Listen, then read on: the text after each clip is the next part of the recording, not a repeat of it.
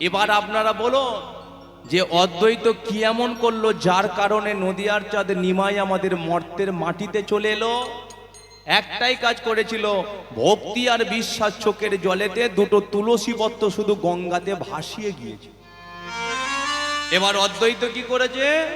মনে বিশ্বাস নিয়ে সেই তুলসী মায়ের কাছে ছুটে গিয়ে তুলসী মাকে জড়িয়ে ধরে একটা কথাই বলে, তুমি মা নম নম তুলসী কৃষ্ণ প্রেয়সী,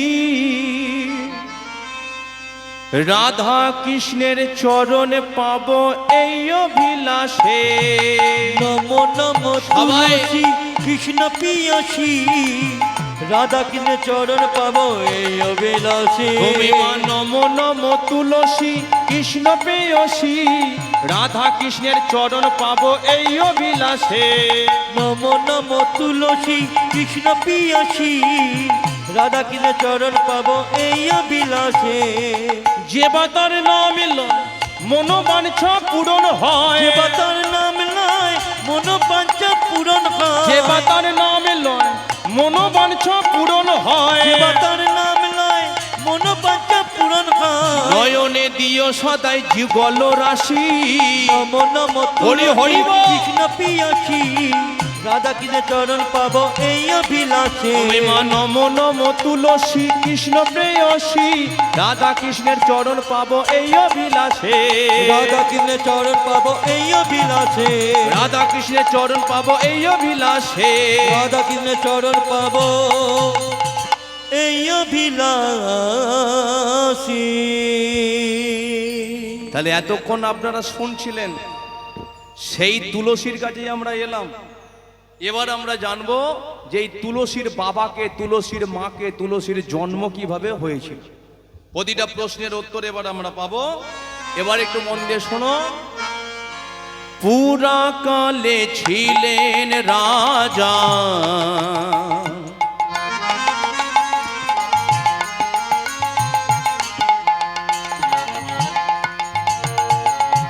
হংসধ্বজ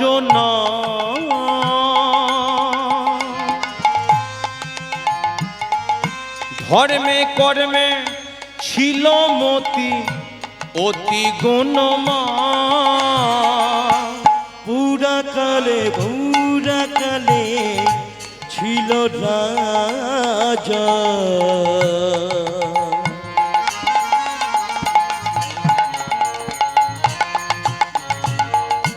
ধর্মধ্বজ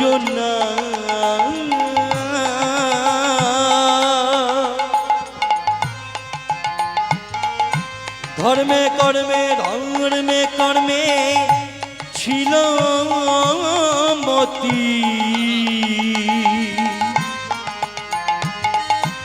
অতি পূর্ণ। তাহলে শ্রাবণিয়া বংশের রাজা ছিল ধর্মধ্বজ, কিন্তু এই ধর্মধ্বজের একটা স্ত্রী ছিল যার নাম কি ছিল? মাধবী নামেতে পত্নী।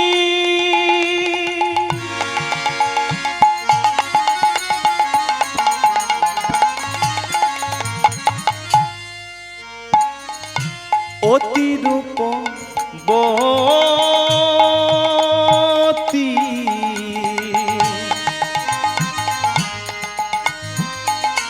দুয়ে মিলে নারায়ণে করেন ভকতি।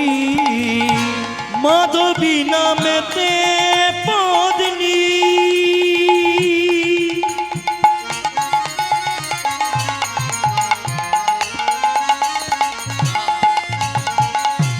অতিরূপ অতিরূপ অতিরূপ বতী।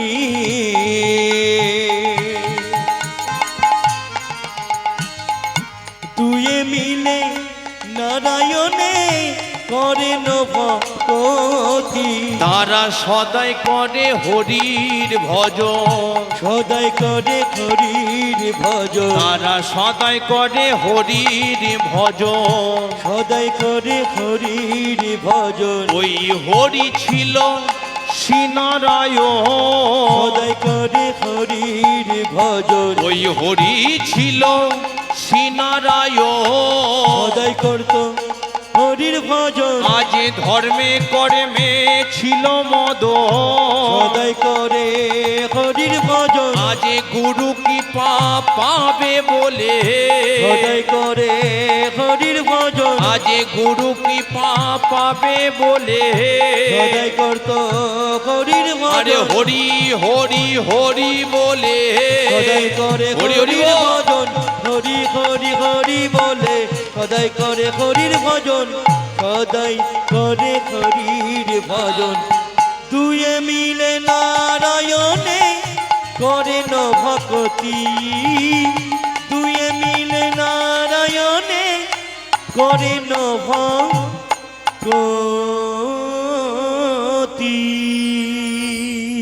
তবে মা, যে তুলসীর কথা শুনছি মা, এই তুলসীর বাবা হলো শ্রাবণিয়া বংশের রাজা, যার নাম ছিল ধর্মধ্বজ। আর এই ধর্মধ্বজের একটি মাত্র স্ত্রী, যার নাম হলো মাধবী, যে হলো তুলসীর মা। কিন্তু দেখবেন প্রতিটা মেয়েদের আজকে বিয়ের আগে তাদের মনের মধ্যে যে দুঃখ, কষ্ট, জ্বালা, যন্ত্রণা, স্বপ্ন, বাসনা, শান্তি, আনন্দ যদি কোনো মেয়ের মনের মধ্যে হয়, একমাত্র তার বাবা মাকে বলতে পারে। কিন্তু মেয়েটা আজকে যখন বিয়ে হয়ে পরের ঘরেতে চলে যায়, মেয়েটার মনের মধ্যে যদি কোনো একটা স্বপ্ন, বাসনা, শান্তি, আনন্দ আসে, বাবা মাকে জানাতে পারে না। যে হয় তার স্বামী, যে হয় তার পতি দেবতা। তদ্রূপ মাধবীর আজকে অনেকটা বৎসর বিয়ে হয়েছে। ধর্মধ্বজ আজকে সে শ্রাবণিয়া বংশের রাজা, তার কি নেই? আজকে বাড়ি গাড়ি, টাকা পয়সা, ধন দৌলত, জায়গা সম্পত্তি সবই আছে, কিন্তু নেই তার ঘরে একটা সন্তান। মাধবী মা কি করে? রাজপ্রাসাদে যেতে পারে না। সবাই বলে যে রানীমা, রাজামশাইকে একটা সন্তান দিতে পারছেন না। কিন্তু বলুন, একটা মেয়ে আজকে বিয়ের পরে সন্তান আজকে কখন জন্ম দেয়? ভগবান যখন কৃপা করে, প্রতিটা মানুষের স্বপ্ন বাসনা পূর্ণ করে কে? পূর্ণময় ভগবান শ্রীকৃষ্ণ। মানুষের স্বপ্ন, অনেক বাবা মা চিন্তা করে যে সন্তানটাকে জন্মের পরে মাস্টার তৈরি করব, ডাক্তার তৈরি করব, ইঞ্জিনিয়ার ব্যারিস্টার তৈরি করব। কিন্তু একটা কথা মা, ভগবান যদি আজকে কৃপা না করে, জন্মের পরে আপনার ছেলে মাস্টার ডাক্তার হবে না, রাস্তার ভিখারি হয়ে। তাহলে জন্মের পরে একটা ছেলে কি করছে? ধনী। কার দ্বারায়? একমাত্র ভগবানের দ্বারায়। জন্মের পরে একটা ছেলে হচ্ছে রাস্তার ভিখারি, ফুটপাতে শুয়ে পড়ে থাকে, সেটাও কার দ্বারায়? একমাত্র ভগবানের দ্বারা। তদ্রূপ মাধবী মা প্রতিটা দিন নারায়ণের চরণ তলেতে বসে, যে প্রভু, আমি তোমাকে 3টে বেলা সেবা দিই, তোমাকে সেবা না দিয়ে আমি জল স্পর্শ করি না। তাহলে আজকে তুমি আমাকে এত দুঃখ কষ্ট কেন দিচ্ছ? আমার গ্রামের মানুষ আমার মুখ দেখতে চায় না, যে আমি নাকি কুলন, আজকে আমার কেউ মুখ দেখতে চায় না। কিন্তু তুমি তো জানো যে আমার আজকে কি করার আছে। তুমি যদি কৃপা না করো, তাহলে আমি কি করব বলো তো? কিছুটা দিন এইভাবে আজকে নারায়ণের চরণ তলে বসে বসে শুধু সন্তানের প্রার্থনা করে। কিন্তু মাধবী যখন বুঝলো যে পৃথিবীতে আমি বলে কেউ নেই, আমি এ ব্যাপারটা নয়, এটা আমার, ওটা আমার, সেটা আমার, আমার বলতে কিছু নয়। মনে করো আজকে আমরা যে বাড়িটাতে বসবাস করি, সে বাড়িটা কিন্তু আমাদের বাড়ি নয়, ওটা হলো একমাত্র ভাড়াটিয়া বাড়ি। বলবেন কেন? দেখবেন মানুষ যখন আজকে ঘর ভাড়া নেয় বিদেশ থেকে এসে, সেই ঘর মালিকের সাথে একটা চুক্তি হয় 5 বছর কি 10 বছর। কিন্তু চুক্তিপত্র মেয়াদ শেষ হয়ে গেলে ওই ঘর ছেড়ে তাদেরকে বেরিয়ে যেতে হয় অন্য জায়গায়। তদ্রূপ আমরাও আজকে ভগবানের সাথে চুক্তিবদ্ধ করেছি। কেউ 60 বৎসর, কেউ 40 বৎসর, কেউ 100 বৎসর, কেউ আবার 20 বৎসর ওই বাড়িটার মধ্যে আমরা থাকবো। কিন্তু আমাদের যখন চুক্তিবদ্ধ মানে 20, 40, 60 যে যার বয়স হবে, যখন আমরা নিঃশ্বাসটা বন্ধ করব, ও ঘর থেকে আমাদের বের করে দেবে, মানে চুক্তিপত্র শেষ। সবকিছু পড়ে থাকবে, তোমাকে ঘর থেকে বের করে দেবে, ও ঘর অন্যজন ভোগ করবে। সেও যখন চলে যাবে, সে আজকে ঘরেতে ঢুকবে অন্যজন। তাহলে বলুন, বাড়িটা কি আমাদের হলো? হলো না। তাহলে আমাদের বলতে কিছু নেই। মাধবী মা কিছুটা দিন পরে আজকে বুঝতে পারলো যে আমার জন্য সন্তান চাইছি বলে কি তবে আমায় সন্তান দিচ্ছে না। তাহলে আজকে আমি আমার জন্য সন্তান চাইবো না, একমাত্র ভগবানেরই জন্য আমি সন্তান চাই। তাই মাধবী কি করে, প্রতিটা দিন নারায়ণের চরণ তলেতে বসে, আর ওই নারায়ণের চরণ তলেতে বসে বলে উঠল যে প্রভু, এতদিন শুধু নিজের জন্য সন্তান চেয়েছে, কিন্তু আজকে তোমাকে একটা স্পষ্ট কথা বলে দিচ্ছে, আজকে আমার জন্য নয়, একমাত্র তোমার ভালোর জন্য আমায় একটা সন্তান দাও। তোমার ভালোর জন্য, কারণ আমার পরিবারে আমি আর স্বামী ছাড়া আর কেউ নেই। তাহলে মানুষ তো আজকে গ্যারেন্টি দিতে পারবে না যে পৃথিবীতে সে সারা জীবন অমর হয়ে থাকবে। আজকে আমি বেঁচে আছি, আমার স্বামীটা সে আজকে রাজপ্রাসাদের কাজেতে ব্যস্ত। তাহলে আজকে তোমাকে আমি 3 বেলা সেবা দিচ্ছি, কিন্তু একটা বার তুমি চিন্তা করেছো আমি যদি মরে যাই আজকে তোমাকে 3 বেলা সেবা দেবে? আজকে আমি যদি না থাকি তোমার ঘরে সন্ধ্যা বেলায় প্রদীপটা দেখাতে আসবে কি? সেই জন্য বলি, আমার জন্য নয়, একমাত্র তোমার ভালোর জন্য আমাদের অপরিবর্তিত একটা হরিভক্ত কৃষ্ণ ভক্ত সন্তান দাও। কিন্তু মায়েরা বলুন তো, যে কটা মা আজকে গর্ভবতী অবস্থায় ভগবানের কাছে জানায় যে আমার সন্তানটাকে তুমি হরিভক্ত কৃষ্ণ ভক্ত করে জন্ম দাও? কটা মা বলে? সবাই বলে না। কারণ সন্তান যদি হরিভক্ত কৃষ্ণ ভক্ত হয়, বাবা মার একটা লাভ হয়। কি লাভ? সন্তানের দ্বারাতে আজকে ভগবান দর্শন হয়ে যায় একমাত্র বাবা মা। তার প্রমাণ কি? কৃষ্ণ ভক্ত প্রহ্লাদ, তার বাবা ছিল হিরণ্যকশিপুর, ছিল কৃষ্ণ বিদ্বেষী। প্রহ্লাদ আজকে হরি নাম করত, কৃষ্ণ নাম করত, কিন্তু হিরণ্যকশিপুর সেটা সহ্য করতে পারত না। হিরণ্যকশিপুর চিন্তা করত নিজের ছেলে প্রহ্লাদ তো কি হয়েছে, ওকে কি করে মেরে দেওয়া যায়, সর্বদাই শুধু মাথার মধ্যে চিন্তা। সেই জন্য হিরণ্যকশিপুর কি করত, প্রহ্লাদকে উঁচু পাহাড় থেকে ফেলে দিয়েছিল যাতে ছেলেটা আজকে মরে যায়। হিরণ্যকশিপুর কি করেছিল, ছেলেটাকে মারবে বলে পাগলা হাতির নিচে ফেলে দিয়েছিল যাতে ছেলেটা আজকে মরে যায়। কালকুট বিষ হিরণ্যকশিপুর তার ছেলে প্রহ্লাদের মুখেতে তুলে দিয়েছিল যাতে ছেলেটা খেয়ে আজকে মরে যায়। কিন্তু আজকে ভগবান সেই ভক্তকে বারে বারে রক্ষা করে গেছে। সহ্য করতে করতে করতে করতে না পেরে হিরণ্যকশিপুর একদিন প্রহ্লাদকে বলে উঠল যে প্রহ্লাদ, তুই এত হরি ভক্ত, এত কৃষ্ণ ভক্ত, বলতো তোর ভগবান থাকে কোথায়? যেই বলে যে ভগবান থাকে কোথায়, প্রহ্লাদ তখন বলে, ভক্ত প্রহ্লাদ, যে বাবা তুমি বলছো ভগবান থাকে কোথায়, আমি তোমায় বলছি বলো তো বাবা ভগবান নেই কোথায়? নেই কোথায়? হিরণ্যকশিপুর বলে, তার মানে তুই কি বলতে চাই যে ভগবান সব জায়গায় আছে? বলে, ও ভগবান তুমি যেদিকে তাকাবে সেদিকেই দেখতে পাবে। সে তোমার সামনে আছে, পিছনে আছে, ডায়ে আছে, বাঁয়ে আছে, জলে আছে, স্থলে আছে, ফুলে আছে, ফলে আছে, পিঁপড়ের মধ্যে আছে, আবার আমাদের মুখ্যমন্ত্রীর মধ্যে একমাত্র ভগবানই লুকিয়ে আছে। হিরণ্যকশিপুর তখন বলেছিল যে প্রহ্লাদ, তাহলে বলতো এই যে আজকে ইটের স্তম্ভটা আছে, তার মানে তুই কি বলতে চাইছিস এই স্তম্ভের ভেতরে প্রতিটা ইটের মধ্যে ভগবান আছে? ভক্ত প্রহ্লাদ তখন ভক্তি আর বিশ্বাস নিয়ে বলেছিল, হ্যাঁ বাবা, আমার ভগবান তো এই পাঁচিলের ভেতরে ইটের মধ্যে লুকিয়ে আছে। হিরণ্যকশিপুর তখন বলেছিল ছেলেকে এবার পেঁচে ফেলা যাবে, ভেবেছে আজকে ভগবান এর মধ্যে নেই।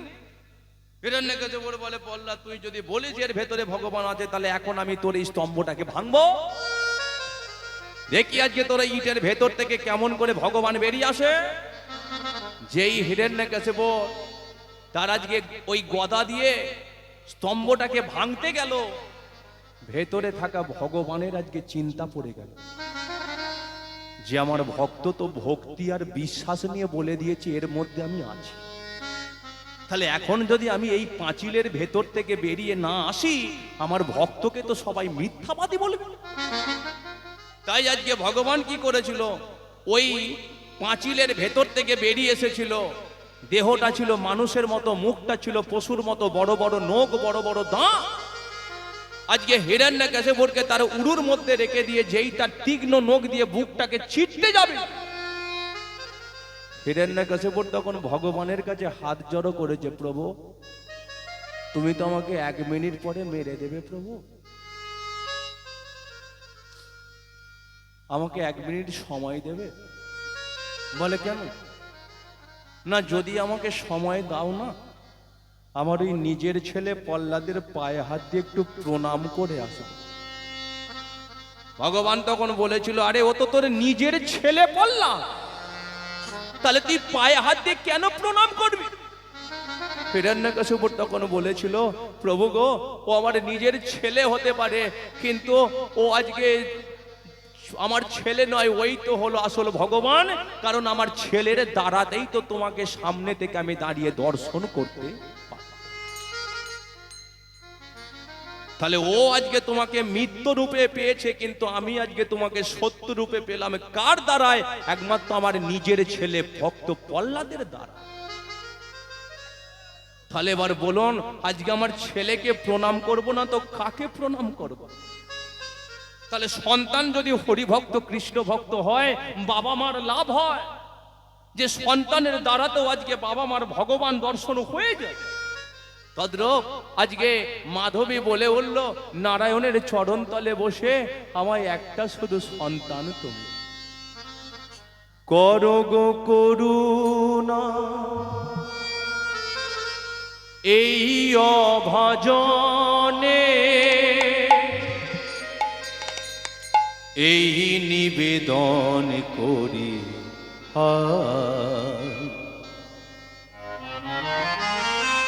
রেখো গোয়ামায় রাঙা পায় গৌর হরি হরি বল। রেখো গোয়ামায় রাঙা পায় করো গো করুণা, এই অভাজনে করো গো করুণা, এই অভাজনে একবার কৃপা করো এই নিবেদন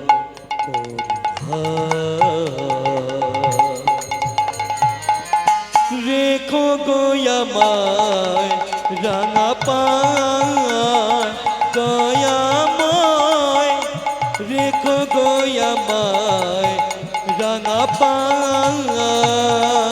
তোমারি লাগি যদি করে থাকি চুরি দোষে গুণে দোষ ক্ষমা করো রে।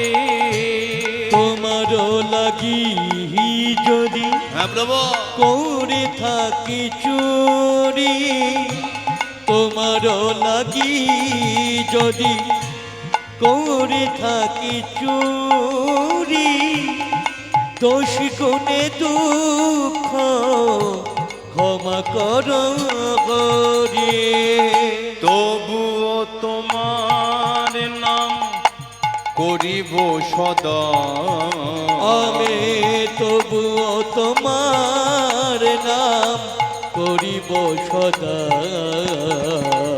তবুও তোমার নাম করিব সদা, তবু তবুও তোমার নাম করিব সদা। এই নিবেদন করি রেখো গয়ামায় রাঙা পায় হৃদয় গৌর হরি হরি বল। গয়ামায় রেখো গয়ামায় রাঙা পায় ও গো দয়া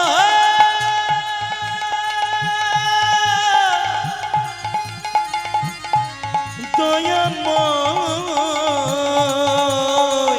রেখো গয়ামায় রাঙা পায় রেখো গয়ামায় রাঙা পায় রেখো গয়ামায় রাঙা পায়। আগেই বলেছিলাম যে ভক্তি যার ভগবান তার। যেই মাধবী আজকে চোখের জলেতে কাঁদছে, হঠাৎ শ্রী বিষ্ণু নারায়ণ আজকে দৈববাণী করে উঠল, মাধবী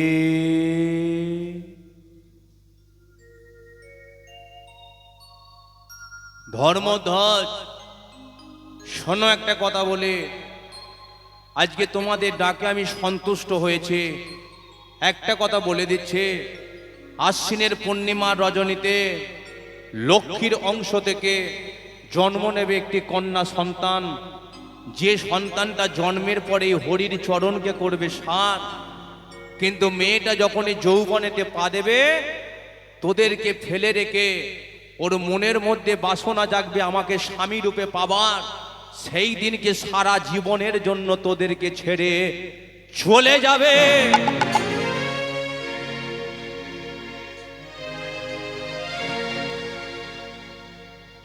মাধবী আজকে চোখের জলেতে কাঁদছে, প্রভু আপনি কি বললেন প্রভু? এতটা দিন তুমি আমাকে সন্তানে দিলে না, কিন্তু আজকে তুমি কৃপা করেছো, আজকে তুমি আবার আমার ছেলেটাকে কেড়ে নেবে। দিতে হবে না আমাকে সন্তান। ছুটে এসেছে ধর্মধ্বজ, মাধবী তুমি কাঁদছো কেন? আজকে আমাদের মেয়েটাকে জন্ম নিয়ে কিনা, এতদিন তো সন্তান পেলে না, আজকে তো তার কৃপা হয়েছে, তাহলে আজকে মেয়েটা জন্ম নিক, ওকে আমরা জন্মের পর থেকে খাইয়ে পড়িয়ে আদর দিয়ে মানুষের মতো মানুষ করে তুলি। দেখবে ও হয়তো বড় হয়ে গেলে আমাদেরকে ফেলে রেখে যেতেই চাইবে না। কিন্তু বলে উঠল, মাধবী স্বামী গো, তোমার কথাটাই যেন ঠিক হয়। নারায়ণের কৃপা হলো, এবারে ঠিক দিন ঠিক সময়ে কতদিন পরে সন্তানটা জন্ম নিচ্ছে দেখুন। 17 বছর পরে আইলো মাধবীর ঘরে। 17 বছর উলুধ্বনি উলুধ্বনি।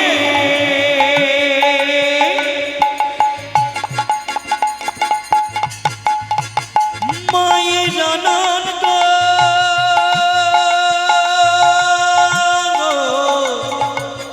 ও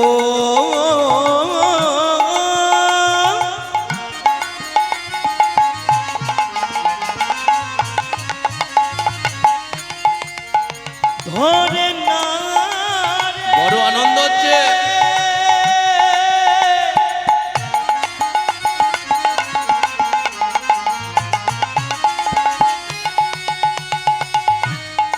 কন্যা সন্তান কোলে পেয়ে মায়ে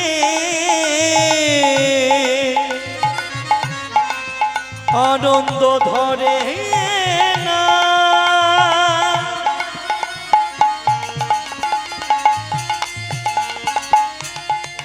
ধরে না রে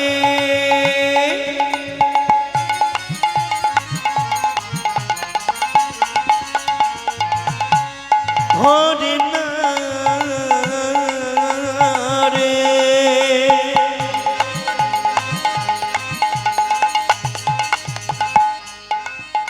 ধরে না রে। 17 বছর পরে আইলো মাধবীর ঘরে। 17 বছর পরে আইল মাধবীর ঘরে। আনন্দেতে হইল মগন, মগন আনন্দেতে হইল মগন। মগন আনন্দেতে হইল মগন।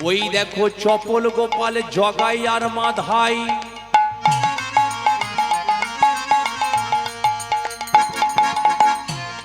চপল গোপাল জগাই মাধাই, তারা তো কোনোদিন হরি নাম করে নাই।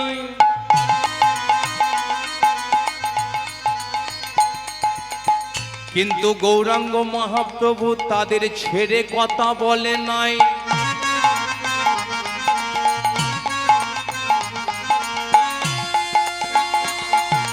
উলুধ্বনি হরি হরি বল। হরি বল।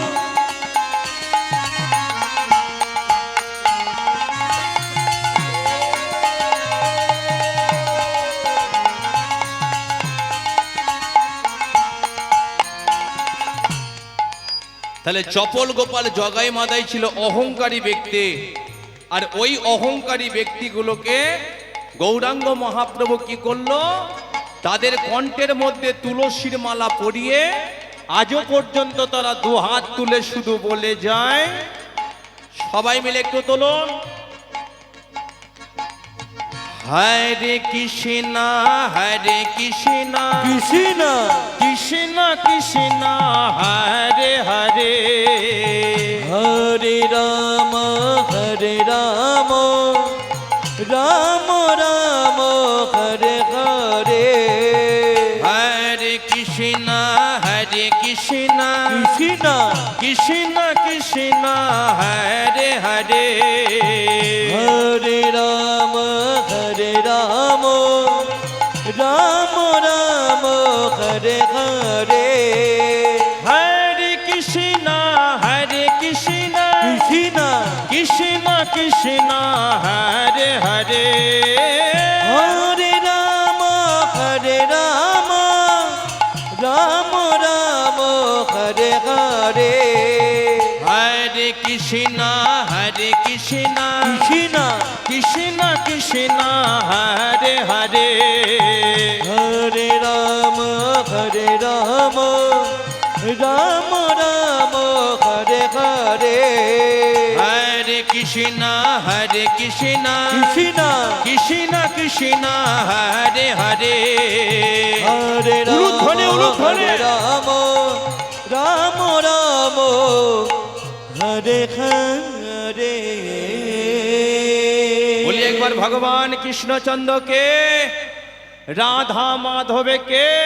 কিন্তু ঘটনা হলো, তুলসী আজকে যত বড় হয় তার অন্তরের মধ্যে ভক্তি আর বিশ্বাসটা বাড়ে। কিন্তু আগে বলেছিলাম যে ভক্তি আর বিশ্বাসের দ্বারায় বাঁশঝাড়ের দিকে তাকিয়ে থাকলেও সেখানে আপনার ভগবানকে দেখতে পাবেন। কোনো ব্যক্তি যদি ভক্তি আর বিশ্বাসের দ্বারায় একটা ছোট পাথরের দিকে তাকিয়ে থাকেও সেখানেও কিন্তু আপনার ভগবানকে দেখতে পাবেন। তার প্রমাণ, এক মা বৃন্দাবন থেকে একটা পাথরের গোপালকে কিনে বাড়িতে এনেছে, জানেন? এখন ওই মায়ের একটা ছেলে ছিল। মা কি করত, নিজের ছেলেকে যতটা না ভালোবাসতো, সব থেকে বেশি ভালোবাসতো এই পাথরের ছোট্ট গোপালটাকে। সেটা কেমন জানেন? মানে খুব যদি ঠান্ডা পড়ে যায় মা কি করতো, গরম জলেতে গোপালকে স্নান করাতো।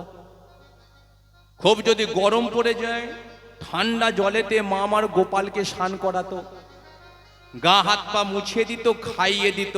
মানে মায়েরা নিজের ছেলেদের ঘরে যেমন করে মানুষ করে তদ্রূপ এখন মা কি করেছে, সিদ্ধান্ত করেছে যে সব জায়গায় তো আমার গোপালকে নিয়ে বেড়াতে যাই, কিন্তু আজকে অনেক দিন হয়ে গেল আমার বোনেদের কোনো কিছু খবর নেই, তাহলে আমি একটু দুদিনের জন্য বোনের বাড়িতে বেড়াতে যাব। কিন্তু ঘটনা হলো যে গোপালকে সব জায়গায় নিয়ে যায়, আজকে আর নিয়ে যাব না। কেন? যা ঠান্ডা পড়েছে, যদি আমার গোপালের ঠান্ডা লেগে জ্বর সর্দি হয়ে যায়, তাই আমি নিয়ে যাব না। ছেলেকে ডেকে উঠেছে, খোকা। মা, শোন বাবা, একটা কথা বলে, আমি দুদিনের জন্য তোর মাসির বাড়িতে বেড়াতে যাচ্ছি, তবে একটা কথা, আমার গোপালকে নিয়ে যাব না, যা ঠান্ডা পড়েছে তোর বাড়িতে রেখে যাচ্ছে, তবে একটা কাজ করিস বাবা, আমার গোপালকে না একটু গরম জল করে স্নান করিয়ে দিবি, গা হাত পা মুছিয়ে দিবি, আমার গোপাল ঠিক থাকবে। এখন মা তো বলে দিয়ে চলে গেছে, কিন্তু ছেলের তো মনেতে ভক্তিও নেই আর বিশ্বাসও নেই। ছেলে বলে পাথরের গোপাল, একে নাকি আবার গরম জলেতে স্নান করাতে হবে। না না, মায়ের বুঝি মাথা খারাপ হয়ে গেছে। এখন ছেলে কি করেছে, ঘরের ভেতর থেকে গোপালটাকে বের করে সেই পুকুর ধারেতে নিয়ে গেছে, আর পুকুর ধারে নিয়ে গিয়ে পুকুরের জল কনকনে ঠান্ডা, ওই গোপালটাকে নিয়ে গিয়ে পুকুরের জলেতে বেধারাক্কা শুধু ডোবাচ্ছে, বেধারাক্কা ডোবাচ্ছে, তার গা হাত পা মুছেও দেয়নি, খেতেও দেয়নি। এখন মা তো দুদিন পরে ফেরার কথা, কিন্তু একদিন না হতে হতেই মা আমার ঘরেতে চলে এসে গোপালকে যেই কোলে তুলে নিয়েছে, মা বুঝতে পেরে নিজের ছেলেকে ডেকে উঠেছে, খোকা। কি মা, আজকে তোকে বলে গিয়েছিলাম কনকনে ঠান্ডা পড়েছে, আমার গোপালকে একটু গরম জলেতে স্নান করাবি, করিয়েছিলিস বাবা? হ্যাঁ মা করিয়েছিলাম। না, তুই মিথ্যে কথা বলছিস। আমার গোপালকে যদি গরম জলেতে স্নান করাতিস, তাহলে দেখ আমার গোপালের কেমন জ্বর হয়ে গেছে, আমার গোপালের কেমন জ্বরেতে গা হাত পা ফুড়ে যাচ্ছে, দেখ আমার গোপালের সর্দি করে গেছে। এ তুই কি ভুল কাজ করলি রে? তবে শোন বাবা, আমার গোপালের যদি কিছু হয়ে যায় আমি আজকে বাঁচবো না। তবে একটা কথা বলে দিচ্ছি, এই মুহূর্তে ছুটে গিয়ে একটা পাস করা ডাক্তারকে ডেকে নি। ছেলে বলে মা, ডাক্তার ঘরে এসে কি করবে? বলে আমার গোপালের জ্বর হয়েছে, ডাক্তার আমার গোপালকে দেখে একটু জ্বরটাকে ভালো করে দেবে। ছেলে চিন্তা করছে মায়ের কি মাথা খারাপ হয়ে গেছে, পাথরের গোপালের আবার জ্বর হয়? না মা, তোমার গোপাল তো ঠিকই আছে। মা বলে শোন বাবা, ছুটে গিয়ে যদি একটা ডাক্তার আমার ঘরেতে না নিয়ে আসিস, কথা দিচ্ছি আজকের পর থেকে তোর হাঁড়ির ভাত আমি আর কোনোদিন খাবো না। ছেলেটা চিন্তা করছে মায়ের তো বয়স হয়ে গেছে, দুদিন পরে মরে যাবে, কিন্তু মরার আগে মা না খেতে পেয়ে মরবে গো, মা দুঃখ কষ্ট পেয়ে মরবে। ঠিক আছে। এখন ছেলেটার একটা পাড়ার মধ্যে জানাশোনা ডাক্তার ছিল, জানেন, ডাক্তার বাবুর কাছে গিয়ে বলে, ডাক্তার বাবু বিকেলবেলা একটু আমার বাড়িতে যাবেন? বলে কেন, তোর শরীর খারাপ? বলে না। তোর বউয়ের শরীর খারাপ? বলে না। তাহলে আমি যাবোটা কেন?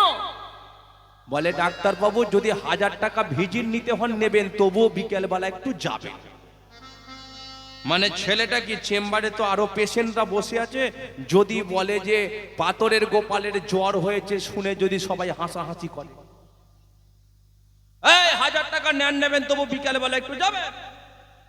এখন ডাক্তার কি করে, সে তো বিকেলবেলা চলে এসেছে, এসেই বলে কিরে আমার চেম্বারে তো বললি না কার শরীর খারাপ, এখনো বল তোর শরীর খারাপ? বলেন না। তোর ছেলের শরীর খারাপ? বলে না। তাহলে আমাকে ডাকলিটা কিসের জন্য? সময়ের একটা তুই দাম দিতে পারবি? ছেলেটা বলে ডাক্তার বাবু আপনি এত রেগে যাচ্ছেন কেন? আপনাকে ঘরেতে ডেকে আনা হয়েছে নিশ্চয়ই আজকে ডাল ভাত করে খাওয়াবার জন্য না, তাহলে আপনাকে ডেকে আনা হয়েছে নিশ্চয়ই কারো শরীর খারাপ হয়েছে বলে। বলে হ্যাঁ। তাহলে কার শরীর খারাপ এটা তুই বল। ছেলেটা বলে ডাক্তার বাবু ঘরের ভেতরে যে আমার মা বসে আছে না, ও তোর মায়ের শরীর খারাপ? না, আমার মায়ের কোলেতে একটা ছোট পাথরের গোপাল আছে, ওই গোপালের জ্বর হয়েছে, ওকে একটু দেখতে হবে।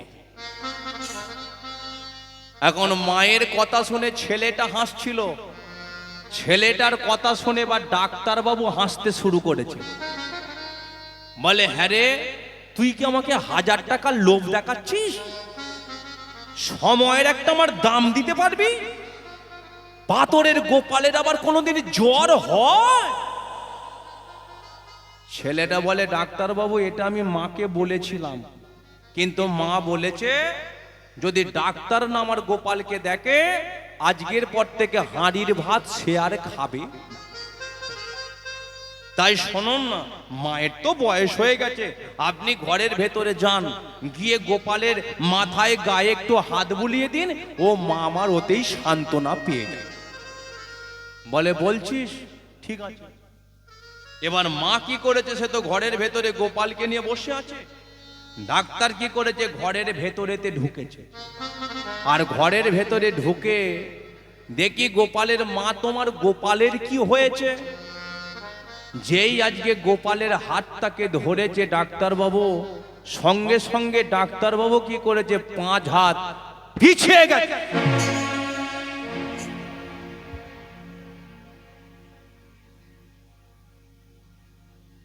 মানে কারেন্টে শর্ট মারলে যেমন ছিটকে ফেলে দেয়,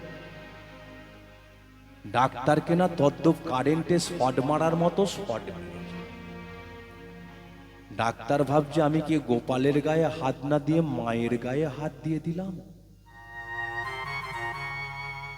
না না, আমাকে আর একবার দেখতে হবে। ডাক্তার কি করেছে, যেই গিয়ে আজকে গোপালের হাতটাকে ধরেছে না, ডাক্তারবাবু তখন অন্তর থেকে বুঝতে পেরে গেছে, মানুষের যেমন নারীর স্পন্দন চলে, আমার পাথরের গোপালেরও না তদ্দপ নারীর স্পন্দন চলছে।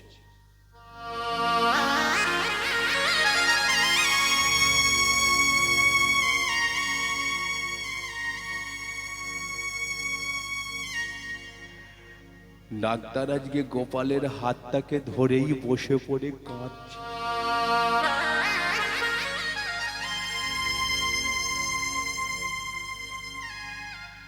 মা বলে, কি হলো ডাক্তার, তুমি কাঁদছো কেন? না ডাক্তার, এটা তোমার দোষ নয় ডাক্তার, ও ছেলেটাকে আমি 10 মাস 10 দিন গর্ভেতে ধরে রেখেছিলাম, ছেলেটা আমার একটা কথা পর্যন্ত শুনলো না গো। জানো ডাক্তার, 2 দিনের জন্য আমি একটু বেড়াতে গিয়েছিলাম, কিন্তু একদিন না হতে হতে আমার এই গোপাল রাতের অন্ধকারে আমার মাথা গড়ায় গিয়ে বসেছে। আর বসে কি বলছে জানো ডাক্তার, হ্যাঁ রে মা, তুই আমাকে বৃন্দাবন থেকে এত কষ্ট করে নিয়ে এলি, কিন্তু আজকে তুই একা একা বেড়াতে চলে এলি মা। জানিস মা, তোর ছেলেটা না আমাকে গরম জলেতে স্নান করায়নি, তোর ছেলেটা আমাকে পুকুরের জলেতে বেধা রাখা ডুবিয়েছে। আমার গা হাত পা মুছিয়েও দেয়,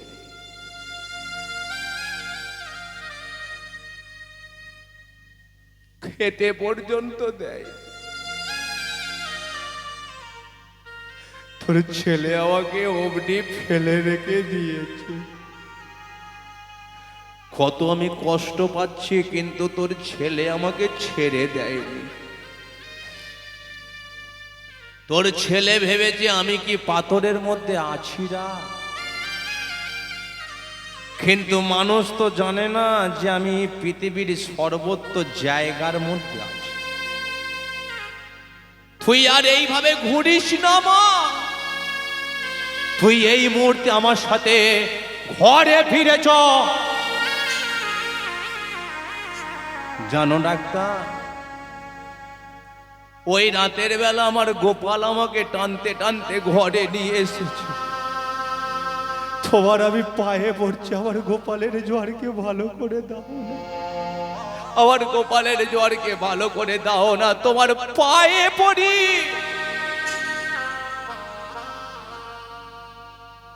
এই যে মায়েরা, ছেলে মেয়েদের পড়াশোনা করতে হয় তো, আমিও পড়াশোনা করেছি। আমার বাবা আমাকে বিলেতে পাঠিয়েছিল, বিলেত থেকে পড়াশোনা শেষ করে আমি গ্রামেতে এসেছি। কত ডিগ্রি অর্জন করেছি, কত ডিগ্রি দিয়ে মানুষের কঠিন কঠিন রোগ অসুখকে ভালো করে দিয়েছে, কিন্তু আজ পর্যন্ত আমার জানা হলো না কোন ডিগ্রির দ্বারায় আমার পাথরের গোপালের জ্বর ভালো হয়ে যায়। মা বলে, শোনো ডাক্তার, তোমার এই টাকা খরচা করা ডিগ্রি দিয়ে আমার গোপালের জ্বর ভালো করতে পারবে না। তোমার তো অনেক টাকা পয়সা, একদিন তুমি বৃন্দাবনে যাবে, বৃন্দাবনে গিয়ে একটা তুলসী কাঠের মালা তুমি কণ্ঠে ধারণ করবে, মান সম্মানকে ছেড়ে দিয়ে নদিয়া নবদ্বীপের মাটিতে তুমি ভক্তদের চরণ তলে একটু ধুলোতে গড়াগড়ি দেবে, ত্রিসন্ধ্যা কাল একটু হরিনাম করবে, সাধুগুরু বৈষ্ণবকে একটু সেবা দেবে। এতেই যে তোমার অন্তরের মধ্যে কৃষ্ণ প্রেম ভক্তি বিশ্বাস যে আসবে না, সেই ভক্তি বিশ্বাস ডিগ্রির দ্বারায় আমার পাথরের গোপালের জ্বর তুমি ভালো করে দিতে। তদ্রূপ ভক্তি আর বিশ্বাস, আপনাকে বিশ্বাস করতে হবে ভগবান আছে, কারণ বিশ্বাস যদি না করেন কোনো দিন জীবনে ভগবানকে দর্শন করতে পারবেন না। আজকে এই তুলসী যত বড় হচ্ছে তার মনের মধ্যে ভক্তি বিশ্বাসটা বাড়ছে। প্রতিটা দিন নারায়ণের গলার মধ্যে সুন্দর করে মালা পরায়, কিন্তু যখনই দেখতে দেখতে তুলসী যৌবনেতে পা দিয়েছে, সুন্দর করে মালা গেঁথেছে, আর ওই মালা আজকে নারায়ণের গলাতে পরাতে গিয়ে হঠাৎ তার হাত দুখানা থরথর করে কেঁপে উঠল। কি ব্যাপার, আজকে জন্মের পর থেকে শ্রী বিষ্ণু নারায়ণের গলাতে সুন্দর করে আমি মালা পরিয়ে গেছে, কিন্তু আজকে যৌবনেতে পা দেওয়ার সাথে সাথে আমার হাত দুখানা থরথর করে কেঁপে উঠলো কেন? তবে আমার মন বলে, তুমি কি আমার স্বামী হবে গো? তুমি কি আমার স্বামী হবে? তবে একটা কথা বলে দিচ্ছি, আমার মন বলে আজকে তোমাকে আমি স্বামী রূপে লাভ করব। আজকে আমি অন্য কোনো ছেলেকে স্বামী রূপে লাভ করব না। আজকে তোমাকে কোথায় গেলে পাবো এটা তো আমি জানি না। সকালবেলা ঢুকে যে তুলসী শ্রী বিষ্ণু নারায়ণের ঘরের ভেতরে, সন্ধে হয়ে গেছে তখনও তুলসী আজকে বেরোয়নি, কিন্তু ধর্মধ্বজ বলে যে মাধবী, আমাদের তুলসী দেখতে দেখতে কত বড় হয়ে গেল গো, ওকে তো এবার পরের ঘরে পাঠিয়ে দিতে হবে গো। কিন্তু তুলসীকে দেখতে পাচ্ছি না, ও কোথায় বলো তো? মাধবী বলে, জানি না, সকালবেলা আজকে ঠাকুর ঘরে ঢুকেছে, মেয়েটার কি হয়েছে, ভালো করে খেতেও চায় না, ভালো করে কথাও বলতে চায় না। হঠাৎ দেখতে পেল মাধবী যে ওই ঠাকুর ঘর থেকে তুলসী আজকে বেরিয়ে আসছে। আয় মা, আয় আয় আয় আয়। কোথায় ছিলিস তুই? তুই তো অনেকটা বড় হয়েছিস, তোর বাবা তোর বিয়ে দেবে বলে একটা ছেলে দেখে এসেছে। তুলসী বলে বলল, আমি ঠাকুর ঘরে ছিলাম। আরে ঠাকুর ঘরে তো সর্বদাই ঢুকতে নেই, তাছাড়া তুই আজকে যৌবনেতে পা দিয়েছিস, তোর আজকে বিবাহ করে পরের ঘরেতে চলে যেতে হবে।